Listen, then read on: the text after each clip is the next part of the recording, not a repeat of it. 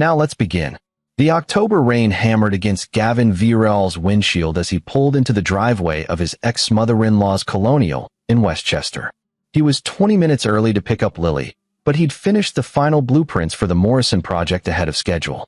The thought of seeing his 8-year-old daughter's face light up when he arrived early made the hellish traffic worth it. As he shifted into park, a silver Honda Accord 2 houses down flashed its headlights. The window rolled down, and a woman with graying auburn hair leaned out. Gavin didn't recognize her. "Mr. Betrayal?" she called over the rain. He hesitated, then rolled down his window. "Yes, I'm Kay Barron. I used to work for them." She glanced toward Helga's house, her expression urgent. "Look under your daughter's bed. Tonight. You'll find it there." "Find what? Who are?" But she was already rolling up her window. The Accord pulled away before Gavin could react, disappearing around the corner. He sat there, rain drumming overhead, adrenaline spiking through his chest. Used to work for them? Helga had employed several home health aides over the years. She'd had a minor stroke 3 years ago. But why would one of them approach him like this? The front door opened. Lily burst out with her purple backpack, Christina right behind her with an umbrella. His ex-wife looked annoyed, as usual. "Daddy." Lily splashed through puddles toward him. Gavin got out and scooped her up, ignoring the rain. "Hey, little bug. Ready for our week? I get to stay the whole week this time." Her honey-brown eyes widened with hope. "The whole week," he confirmed, catching Christina's cold glare over Lily's shoulder. "She needs her medications every 4 hours, Christina said, thrusting a pharmacy bag at him. "And call me if her episodes get worse. She's been struggling lately." Episodes. The word made his jaw tighten. For the past year, Christina had been convinced Lily had some mysterious chronic condition. Fatigue, dizziness, nausea. She'd dragged their daughter to 8 different specialists, and none could find anything definitively wrong. The pediatrician said, "Dr. Hammond is a general practitioner, Gavin. My mother has medical experience. We know what we're seeing." Gavin forced a smile and took the bag. "We'll be fine. Say goodbye to your mom, Lily."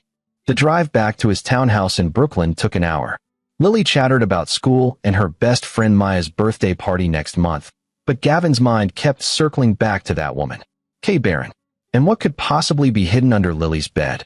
After dinner, homemade mac and cheese, Lily's favorite. He helped her with homework and let her watch 1 episode of her show before bed. She took her medication without complaint, and he hated that she'd gotten so used to it. "Sweet dreams, bug," he whispered, tucking her in. "Night, Daddy. I'm happy I'm here." Those words cracked something in his chest. He kissed her forehead and waited until her breathing evened out. Then he knelt beside her bed. The bed frame sat low to the ground, just enough space underneath for storage. Gavin pulled out a plastic bin of stuffed animals, then another with books. Behind that, wedged against the wall, was a manila folder secured with a rubber band. His hands trembled as he pulled it free and carried it to his office down the hall. The moment he opened it, his world tilted. The first page was a photocopy of Lily's medical records from the past 18 months. But these weren't the summaries Christina had shown him. These were complete reports, and someone had highlighted sections in yellow. Patient presents with symptoms consistent with benzodiazepine exposure. Recommend toxicology screening. Mother declined additional testing. Gavin's vision blurred. He flipped to the next page. A handwritten log, dated entries spanning months. Helga's precise nursing script. April 3rd, administered 0.25 milligrams alprazolam in morning juice. L appeared drowsy by noon. K documented unexplained fatigue for Dr. Hammond. April 17th, increased dose to 0.5 milligrams. L became nauseous. Perfect timing for K's appointment with neurologist. May 2nd, Alfonso suggested we photograph L during episodes for custody documentation. Brilliant. Page after page. Dates, dosages, calculated manipulations. They were drugging his daughter, deliberately making her sick. Gavin's breath came in sharp gasps. He forced himself to keep reading. A printed email exchange between Christina and someone named Alfonso, her brother, he realized. He lived in Atlantic City and rarely came around. From K. Estes, the trust fund can't be touched until she's 18 unless I have full custody and prove medical necessity. Mom says we need at least 6 more months of documented illness.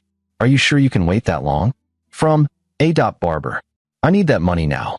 The people I owe don't wait. Make it happen, or I'll tell Gavin everything. From K.Estes, you won't say anything, because you're in this just as deep. Once I have full custody, we can access the funds for her treatment. Then we split it like we agreed. The final pages were photographs. Lily looking pale and exhausted on Helga's couch. Lily with dark circles under her eyes. Lily hunched over a trash can. Evidence they were building a case. Evidence they'd been poisoning his daughter for money. $2 million. That's what Gavin's parents had left for Lily before they died in a car accident 3 years ago. The trust fund that was supposed to secure her future. Gavin sat in his office until 3 a.m., reading and rereading every page, his shock hardening into something colder. More focused. They thought they were so clever. They thought they were safe. They had no idea who they were dealing with. Morning came too fast. Gavin had barely slept, but adrenaline sharpened his mind as he made Lily's favorite blueberry pancakes. She came downstairs in her pajamas, looking healthier than he'd seen her in months. No tummy ache today, he asked carefully. Nope. I feel good.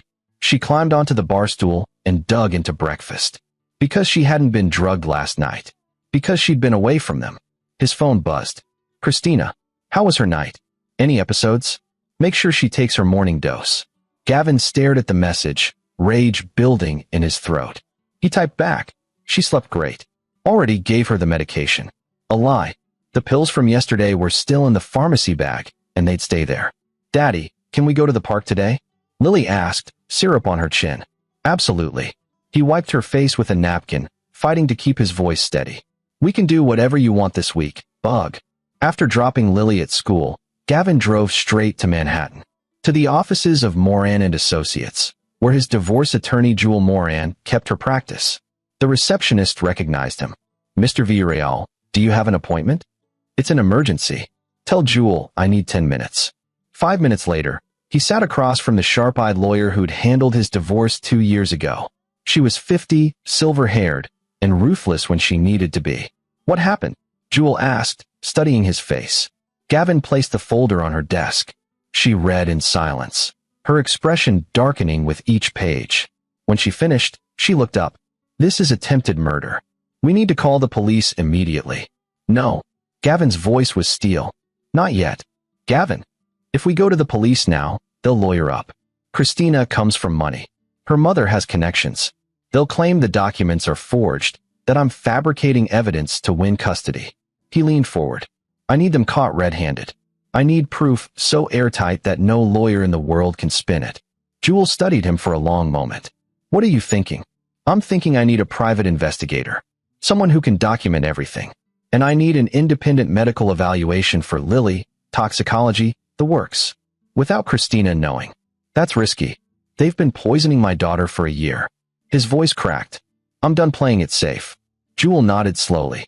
I know someone. Cecil McGrath, former NYPD detective, now private investigator. He's expensive, but he's the best. She scribbled on a notepad. And I'll arrange the medical evaluation discreetly. We'll need time to build an ironclad case. How long? A few weeks. Maybe a month. Gavin thought about Lily's smile this morning. About the hell they'd put her through. Then we work fast. Cecil McGrath was a stocky man in his 40s with shrewd eyes and a firm handshake. They met at a coffee shop in Murray Hill that afternoon. Jewel filled me in, Cecil said, scanning the folder contents on Gavin's laptop. This is heavy stuff. Your ex-wife and her family are looking at serious felonies. Can you document it? Surveillance, audio recordings where legal, financial investigation. Yeah, I can build a case. But you need to understand something. Cecil leaned back. Once we start this, there's no going back. And if they catch wind of what you're doing, they might accelerate their plan or destroy evidence. So what do? You play along. Act normal. Keep giving the medication, but switch it out with placebos. I know a pharmacist who can help. Let your daughter keep improving gradually, but not so much that they get suspicious. Cecil tapped the table. Meanwhile, I dig into Alfonso Barber's finances, find out who he owes money to. I surveil Helga's house, see who comes and goes. And we build a timeline that proves systematic poisoning. Gavin's mind raced. What about Kay Barron, the woman who gave me this? I'll find her. She's our star witness. She worked in that house, probably saw things firsthand. Cecil pulled out a contract. My retainer is $10,000. Daily rate is 500 plus expenses. This could run you 30 to 40,000 by the time we're done. I don't care about the money. Good. Because we're going to bury them. They shook hands, and for the first time since finding that folder, Gavin felt something other than helpless rage. He felt purpose. He picked up Lily from school and took her to the park as promised. She ran and played with an energy he hadn't seen in months, and every laugh was a reminder of what he was fighting for. That night, after she fell asleep, Gavin stood in his office staring at the folder. Christina had always been selfish, but this was evil. And Helga, the woman who'd baked him cookies when he and Christina were engaged, who'd helped plan their wedding, had methodically drugged her own granddaughter. Alfonso's involvement made a sick kind of sense. Christina's older brother had always been trouble. Gambling, debt, bad decisions. But dragging a child into his mess? They'd all pay. Every single one of them. Gavin's phone buzzed with a text from Cecil, found Kay Barron. Meeting her tomorrow. We'll update soon. He replied with a thumbs up and opened his laptop. If he was going to beat them, he needed to understand every angle of their plan. He needed to think 3 steps ahead. Because that's who Gavin Betrayal was. In architecture, you didn't just design buildings. You anticipated every structural weakness, every potential failure point. You built with precision and purpose. This would be no different. He would design their downfall with the same meticulous care he brought to his blueprints. And when it all came crashing down, they'd never see it coming. The next morning, Gavin dropped Lily at school and drove to a diner in Queens where Cecil had arranged to meet Kay Barron. She sat in a corner booth, looking nervous and tired. "Thank you for meeting me," Gavin said, sliding in across from her. Kay nodded, her hands wrapped around a coffee mug. Cecil sat beside her, notepad ready. "Tell him what you told me," Cecil prompted gently. Kay took a shaky breath. "I worked for Helga Estes for 8 months as a home health aide. Started last January after she had the stroke. At first, everything seemed normal. But around March, I noticed things." "What things?" Gavin asked. "Lily would be fine when you dropped her off, energetic, happy. But within an hour, she'd get drowsy and sick. I thought maybe she had a blood sugar issue or something. But then one day, I saw Helga crushing pills and mixing them into Lily's juice when she thought I was in the bathroom." Gavin's hands clenched under the table. "I confronted her," Kay continued. "She said it was prescribed medication for Lily's condition. But I'd been a pediatric nurse before becoming a home aide, and I knew those pills. They were alprazolam, anti-anxiety medication. Way too strong for a child. Why didn't you report it then?" Kay's eyes filled with tears. "I did. I called Child Protective Services anonymously. But Helga found out somehow that someone from her house had made the call. She fired me immediately and threatened to ruin my reputation if I said anything. She has friends in the medical community, connections I don't have. I was terrified. But you kept the folder. I made copies of everything I could find before she fired me. Medical logs, emails I saw on her computer when she left it open. I knew it was wrong what they were doing, but I was scared." She looked directly at Gavin.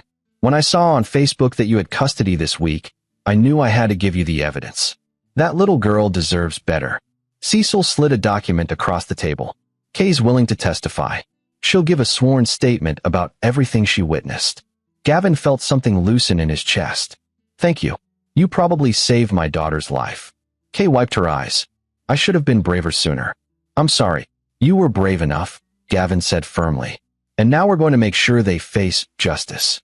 They spent the next hour going through Kay's testimony in detail.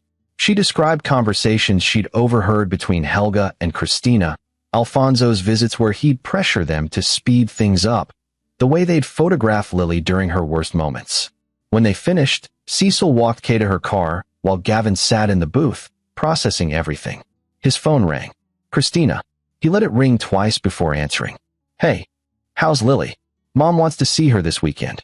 The casual way she asked, like she wasn't slowly destroying their daughter's health. Like she wasn't planning to steal from her. "She's good. Better, actually. Haven't needed to give her the medication as much." A pause. "Gavin, you need to follow the schedule exactly. Her condition is serious." The pediatrician said. "The pediatrician doesn't know everything." Christina's voice sharpened. "My mother has 40 years of nursing experience. Just follow the directions." He swallowed his rage. "Okay. Sorry. I'll stick to the schedule." "Good." Her tone softened slightly. "Bring her by Sunday evening." Mom wants to do dinner. Over my dead body, Gavin thought. Out loud, he said, sure.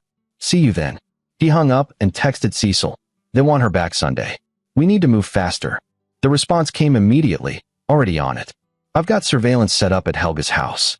And I found something interesting about Alfonso. Meeting at your place tonight, 7 p.m.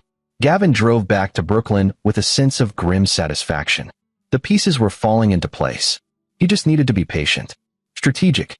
At pickup, Lily bounced out of school with a drawing she'd made in art class. A picture of her and Gavin at the park, both smiling. For you, Daddy. He taped it to the fridge when they got home, right where he could see it. A reminder of what mattered. Cecil arrived at 7 sharp, carrying a laptop and a thick file. They sat at Gavin's dining table while Lily watched a movie in the living room. Alfonso Barber, Cecil began, opening the file. 40 years old, works sporadically in construction. Lives in a studio apartment in Atlantic City. And here's where it gets interesting. He owes $215,000 to a loan shark named Lenny Corrigan. Gavin whistled. That's a lot of debt. Gets better. Corrigan has mob connections. Alfonso's got 2 months to pay, or things get ugly. That's why he's pushing Christina so hard. Cecil pulled up photos on his laptop. I've been watching Helga's house. Alfonso visited twice this week. And look who else showed up. The photos showed a man in his 50s, expensive suit, arriving in a Mercedes. Who is he? Herbert Schaefer. Family lawyer for the Estes family. I'm guessing they're getting legal advice on how to secure full custody. Cecil smirked. But here's the kicker. I did some digging. Schaefer has a reputation. He's been disciplined twice by the Bar Association for coaching clients to falsify evidence in custody cases. Gavin leaned forward. So he's helping them build a fraudulent case. Most likely. Which means if we can prove he knew about the drugging, he's an accessory. Cecil pulled out another document. I also got the toxicology results from Lily's medical evaluation yesterday. She has benzodiazepines in her system, consistent with chronic exposure. The independent pediatrician confirmed what Kay witnessed. Someone's been giving her anti-anxiety medication regularly. It was real. Documented. Undeniable. What's our next move? Gavin asked. We need to catch them in the act. Get audio or video of them discussing the plan, administering the drugs, or explicitly stating their intent. Cecil pulled out a small device. This is a recording pen. Looks normal, but it captures high-quality audio. When you drop Lily off Sunday, I want you wearing this. Gavin took the pen, turning it over in his hands. They'll just talk about normal stuff in front of me. Maybe, but Alfonso's desperate. Helga's cautious, but she's arrogant. Christina's overconfident. One of them will slip. Cecil met his eyes. And when they do, we'll have them. They spent the next 2 hours planning every detail. Cecil would have a surveillance team watching the house. Gavin would wear the recording device and try to provoke conversations that might reveal their scheme. And if they couldn't get evidence Sunday, they'd find another way. One more thing, Cecil said before leaving. Jewel arranged for a forensic accountant to review Lily's trust fund paperwork. If they've been trying to access it improperly, we'll know. After Cecil left, Gavin checked on Lily. She'd fallen asleep on the couch, the TV still playing. He carried her to bed, marveling at how light she felt. How fragile. They'd tried to destroy her for money. His ex-wife, his former mother-in-law, and a gambling addict brother-in-law. A conspiracy built on greed and cruelty. But they'd made one critical mistake. They'd underestimated him. Gavin Betrayal had spent 15 years designing buildings that could withstand earthquakes, hurricanes, and time itself. He understood load-bearing walls and structural integrity. He knew how to find the weakest point in any system. And this system, this family's house of cards built on lies and poison, had a foundation made of glass. He just needed to find the right place to apply pressure. Sunday would be the first test. The weekend passed in a blur of normalcy that felt surreal. Saturday morning, Gavin took Lily to gymnastics class, something Christina had claimed she was too sick to do anymore. His daughter practically glowed as she cartwheeled and balanced on beams, her energy boundless now that the drugs were out of her system. She's improved so much, her instructor commented. Whatever you're doing, keep it up. If only she knew. That evening, as Lily played with blocks in her room, Gavin's phone rang. Alfonso. That was unexpected. Gavin. It's Alfonso. Christina's brother. I know who you are. What's up? Listen, I'm in town for a few days. Thought I'd come by tomorrow when you drop Lily off, spend some time with my niece. That okay with you? Every instinct screamed warning. Alfonso never wanted to spend time with Lily. This was something else. Sure, Gavin said carefully. We'll be there around 5. Perfect. See you then. Gavin immediately called Cecil. Alfonso's going to be at the drop-off tomorrow. That's not a coincidence. No, it's not. They're escalating. Alfonso needs money desperately, and Christina probably told him you mentioned Lily was getting better. They might try to restart the medication more aggressively. Cecil paused. This could actually work in our favor. Alfonso's the weak link. He's desperate and not as careful as the others. If anyone's going to say something incriminating, it's him. What if they try to keep Lily there? They won't. Legally, it's your custody week. But be prepared for them to push back on the schedule, claim she needs to stay for medical reasons. Don't agree to anything. Sunday afternoon arrived with heavy gray skies, threatening rain. Gavin dressed Lily in her favorite purple dress and packed her overnight bag per the custody agreement. She'd stay at Helga's Sunday night, then back to him Monday after school for the rest of the week. The recording pin sat in his shirt pocket, looking innocuous. Cecil's surveillance van was already positioned 2 houses down when they arrived. Helga answered the door with her usual tight smile. She was 62, thin and elegant, with silver hair pulled into a neat bun. Hard to believe those hands had systematically poisoned a child. There's my girl. She embraced Lily, who hugged back automatically. Come in, come in. Your mother's in the kitchen. The house smelled like roast chicken. Too normal, too domestic. Gavin followed them inside, every sense heightened. Christina appeared from the kitchen, wiping her hands on a towel. At 33, she was still beautiful. Dark hair, sharp features, the kind of looks that had initially attracted him. Now all he saw was the calculating coldness beneath. Gavin, you're early. Traffic was light. He set down Lily's bag. Alfonso said he'd be here. He's in the den. Something flickered across her face. Annoyance? You don't have to stay. We've got it from here. I thought I'd say hi. It's been a while. Before Christina could object, Alfonso emerged from the hallway. He'd put on weight since Gavin last saw him, and his eyes had that desperate quality of someone drowning in debt. Gavin, good to see you, man. The friendliness felt forced. How's business? Steady. You know, up and down. Construction work's unpredictable. Alfonso clapped him on the shoulder. Hey, can I talk to you for a minute? Man to man. Gavin's pulse quickened. Sure. They stepped out onto the back porch while Helga occupied Lily with cookies in the kitchen. The autumn air was crisp, leaves scattered across the yard. Alfonso leaned against the railing, trying to look casual. So, Christina mentioned Lily's doing better this week. That's great. Yeah, she's had more energy. But you've been keeping up with her medications, right? That's important. She's got a real condition. Alfonso's eyes were too intense, too focused. The doctors haven't confirmed. Doctors don't know everything, man. Helga's been a nurse forever. She knows what she's seeing. Alfonso lowered his voice. Look, between you and me, Christina's really stressed about this custody arrangement. Lily needs stability, medical supervision. She's worried you're not equipped to handle it. There it was. The opening move. Gavin kept his expression neutral. I'm her father. I'm equipped just fine. I know. But maybe. Have you thought about letting Christina have primary custody? For Lily's sake? You could still see her, of course, but... No. Alfonso's jaw tightened. You're being stubborn. This isn't about you. It's about what's best for Lily. Exactly. And what's best for Lily is living with me. Even if she's sick? Even if she needs constant medical attention? Alfonso stepped closer, his tone shifting to something harder. Think about her future, Gavin. Think about the money your parents left her. If something happened because you weren't providing proper care, you'd never forgive yourself. The money. He'd brought it up naturally, like it wasn't the entire motive. Her trust fund is protected no matter who has custody, Gavin said carefully. But access for medical expenses, that's different. Christina could use those funds to get Lily the best treatment. Specialists, therapy, whatever she needs. Alfonso's desperation was showing now. It's the smart move. The right move. Gavin let the silence stretch, watching Alfonso's anxiety build. Finally, I'll think about it. Relief flooded Alfonso's face. Yeah? That's great. Really great. Because we all want what's best for Lily, right? Right. Gavin agreed. Thinking. You want what's best for your gambling debts. They went back inside. where Helga had Lily's medication laid out on the kitchen counter. For pills, precisely arranged.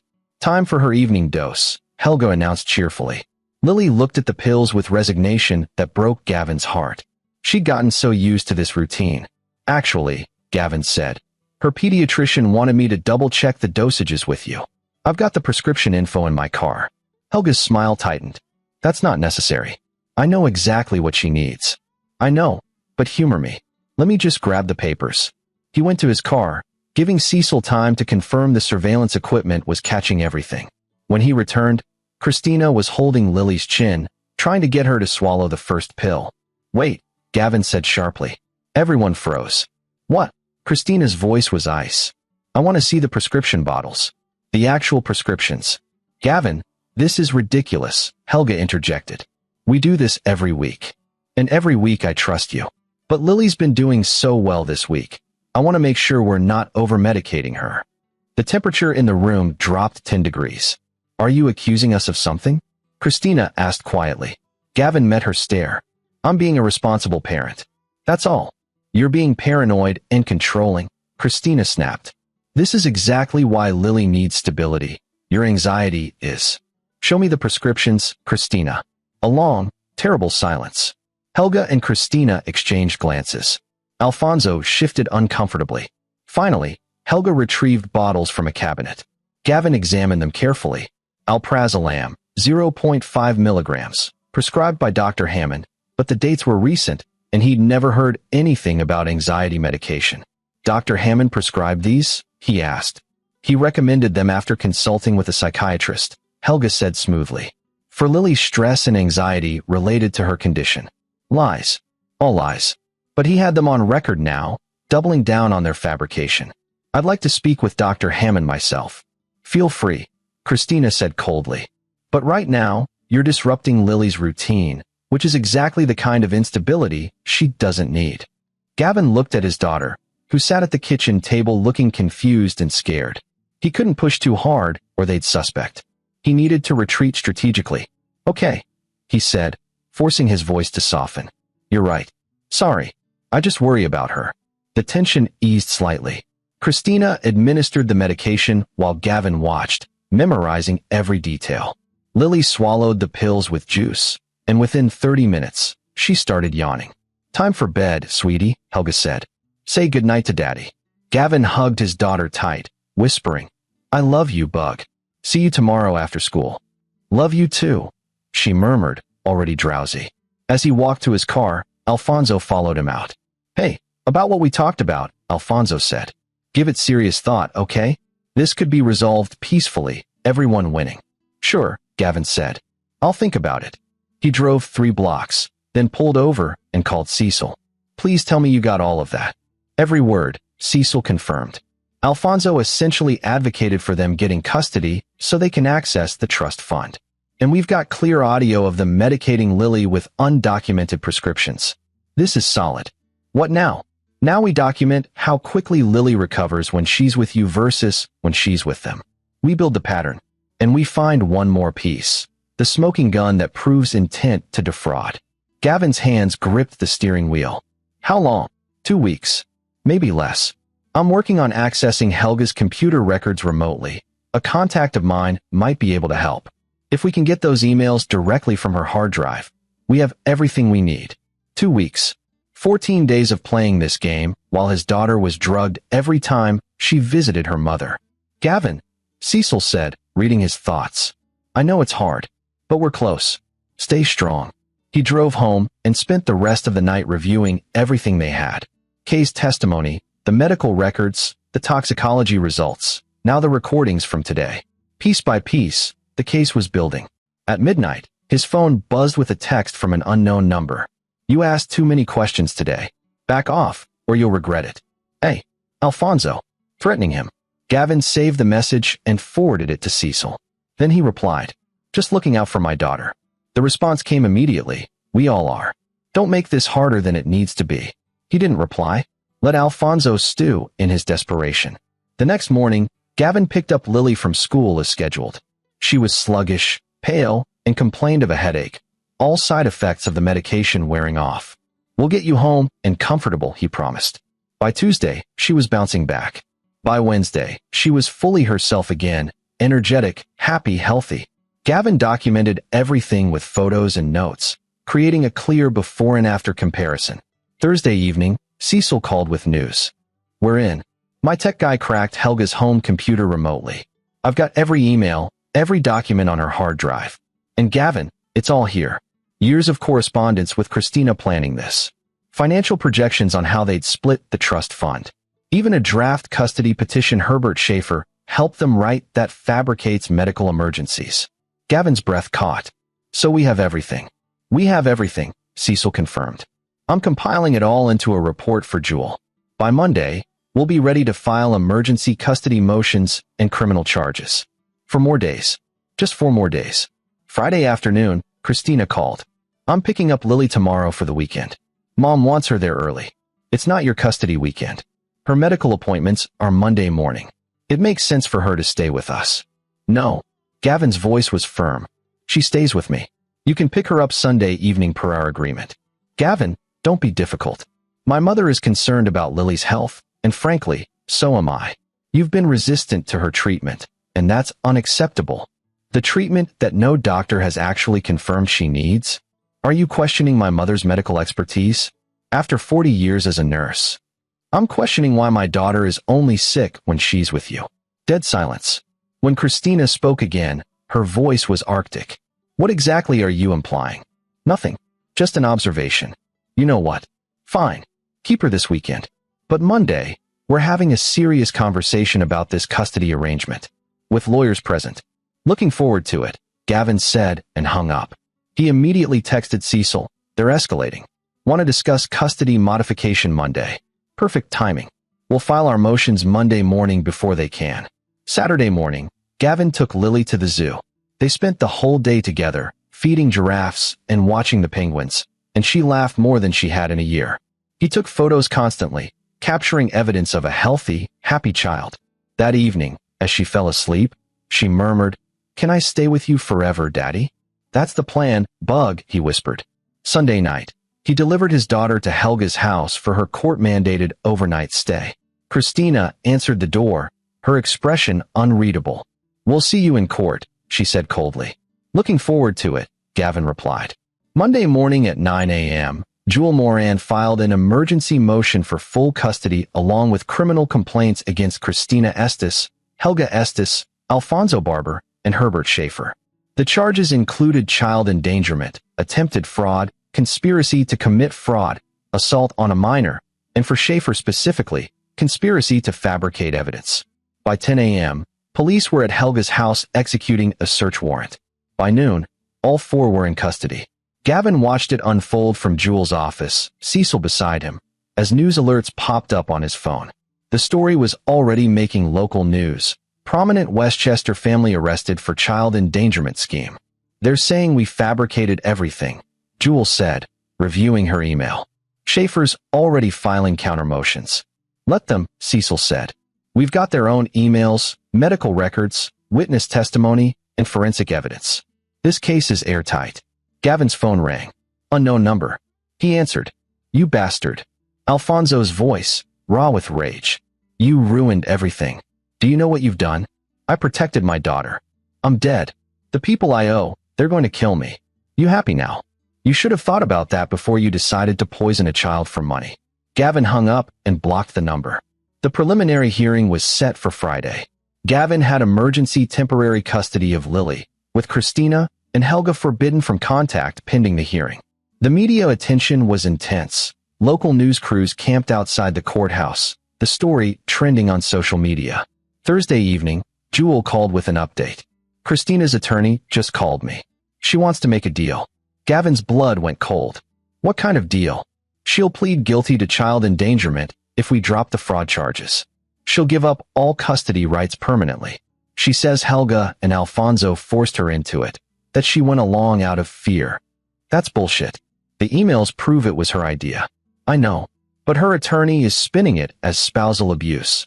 Apparently Alfonso threatened her. They're trying to paint her as a victim." Jewel paused.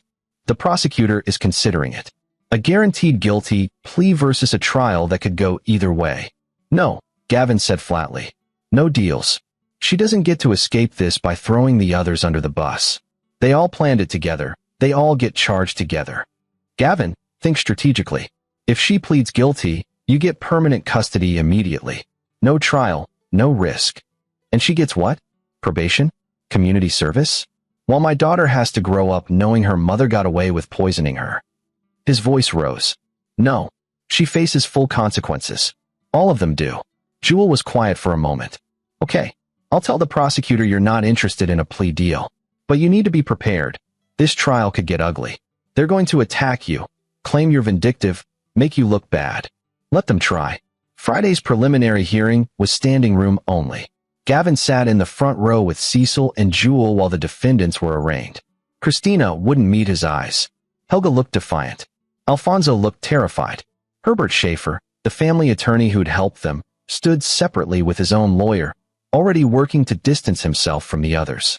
The prosecutor, a sharp woman named Melinda Zhang, presented the evidence methodically. The medical records showing poisoning, Kay Barron's testimony, the emails detailing the conspiracy, the financial forensics showing Alfonso's debt, and the planned fraud. The defense attorneys argued it was all circumstantial, that the medications were legitimately prescribed, that Gavin was a vindictive ex-husband manipulating evidence. But when the judge reviewed Kay's sworn testimony and the toxicology reports, her expression hardened. I've seen enough, Judge Lillian Hoffman said. All 4 defendants will be held pending trial. Bail is set at $250,000 each. Mr. Betrayal retains full custody. Defendants are forbidden from any contact with a minor child. We'll reconvene in 30 days for trial. The gavel came down. Helga gasped. Christina started crying. Alfonso sat with his head in his hands. Only Schaefer maintained composure, already whispering with his attorney. Gavin felt Cecil's hand on his shoulder. First round goes to us. Outside the courthouse, reporters swarmed. Gavin had prepared a brief statement. My daughter is safe. That's all that matters. The evidence speaks for itself. Justice will be served. He refused to answer questions and left quickly with Cecil and Jewel. That night, Lily asked him, "Why can't I see Mommy?" Gavin had been dreading this conversation. He knelt down to her level, choosing his words carefully. Your mom made some choices that weren't safe for you. The courts decided you need to stay with me for now to make sure you're healthy and protected. Because of the medicine? His heart clenched. What about the medicine? It always made me feel yucky. But Grandma said I had to take it. Her voice was small. I didn't like it. You don't have to take it anymore, Gavin said, pulling her into a hug. I promise. Am I going to see them again? Honestly, he didn't know. That would be up to her someday, if she wanted to. But for now, not for a while. But you're safe, and I'm here, and that's what matters. She hugged him tighter. Good. The trial began 3 weeks later and lasted 5 brutal days. The prosecution built their case methodically. Kay Barron testified about witnessing the systematic drugging. The independent pediatrician explained the toxicology results and the harm caused by chronic benzodiazepine exposure in children. A forensic accountant detailed the conspiracy to access Lily's trust fund fraudulently. Most damaging were the emails and recordings. The jury listened as Christina and Helga coldly discussed dosages and symptoms, as Alfonso pressured them to hurry up because his creditors were threatening him, as they calculated how to split $2 million among themselves. The defense tried to argue that Gavin had fabricated evidence, that he'd hacked computers illegally, that Kay Barron had a grudge against Helga for firing her. But Cecil's surveillance footage corroborated everything. Phone records matched the email timestamps. Medical experts confirmed the drugging had occurred. On the 4th day, the prosecution played the recording from Gavin's visit to Helga's house. The jury heard Alfonso explicitly connecting custody to the trust fund. Heard Helga dismiss medical concerns. Heard Christina brush off Gavin's questions with practiced lies. Gavin watched the jury's faces throughout the trial. Saw disgust when they heard the evidence. Saw anger when they viewed photos of Lily looking sick and pale. Saw determination when the prosecutor asked them to protect vulnerable children from those who would harm them for profit. The defense presented their case on day 5. Their strategy was to blame each other. Helga claimed she was only following what she thought were legitimate medical protocols. Christina testified that her mother and brother had pressured her, that she'd been afraid to refuse. Alfonso broke down on the stand. admitting his gambling debts but claiming he never wanted to hurt Lily, that things had gotten out of hand. Herbert Schaefer testified he'd only provided general legal advice and had no knowledge of any poisoning scheme. His phone records said otherwise, dozens of calls and meetings with Christina and Helga during the planning phase.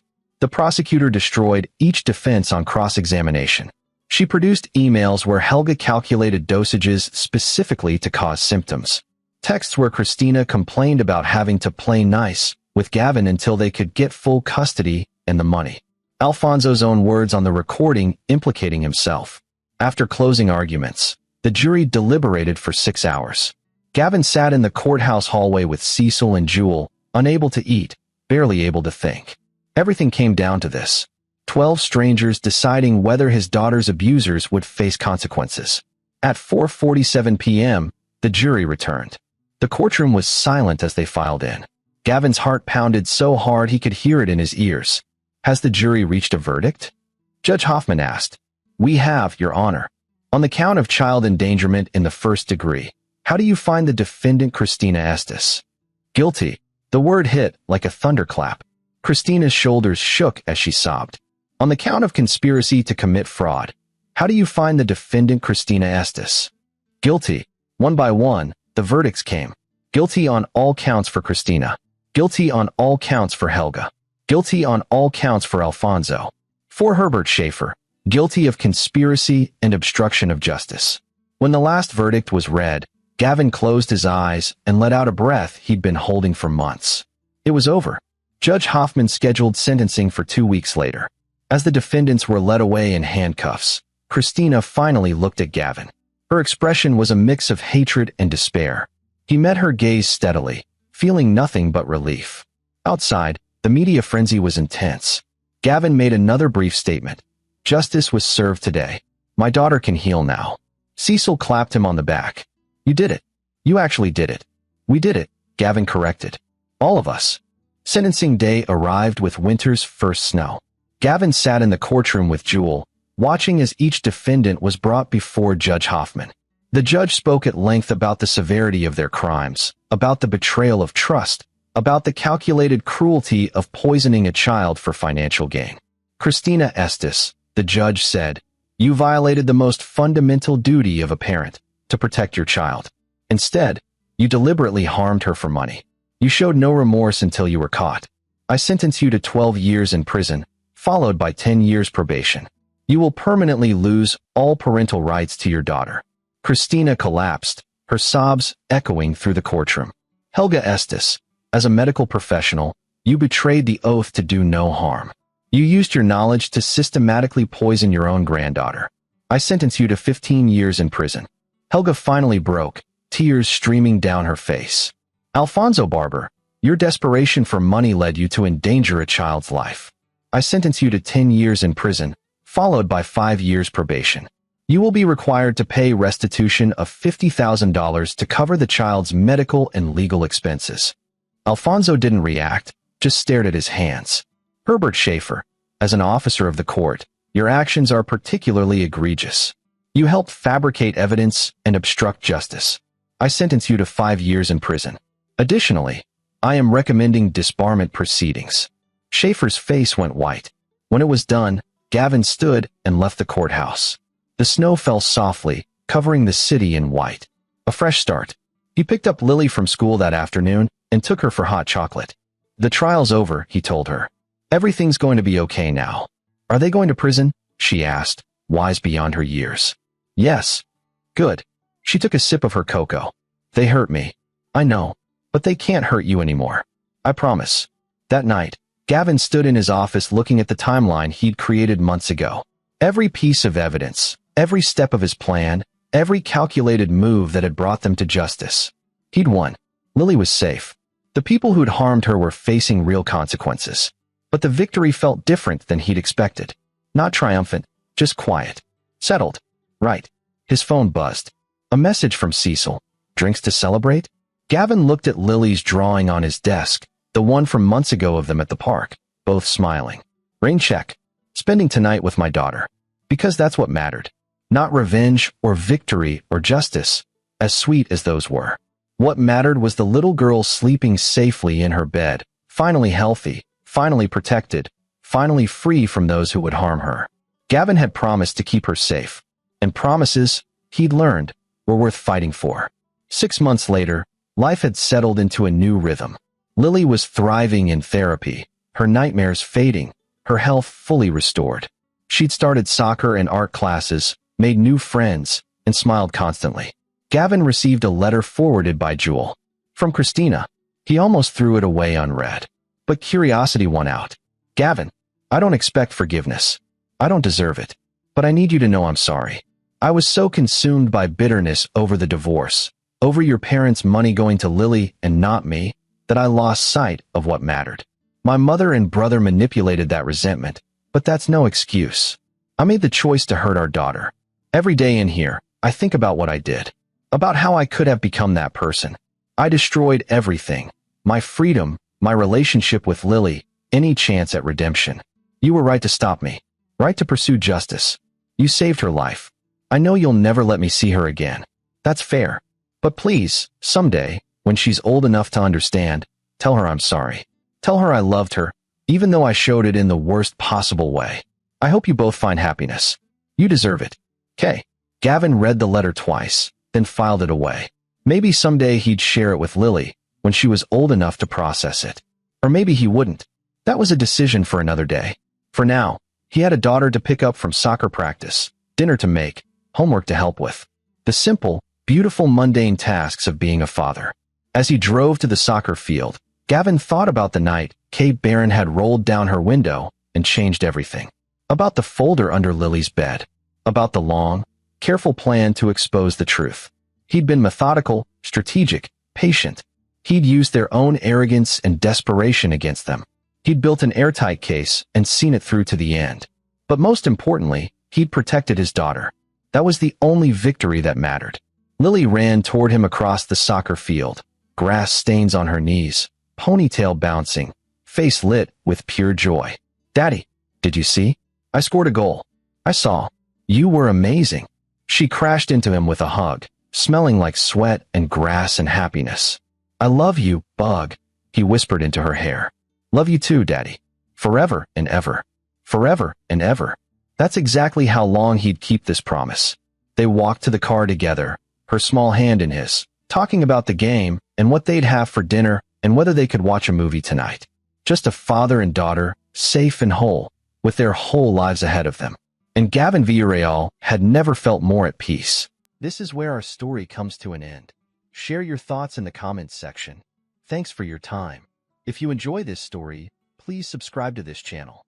Click on the video you see on the screen, and I will see you there.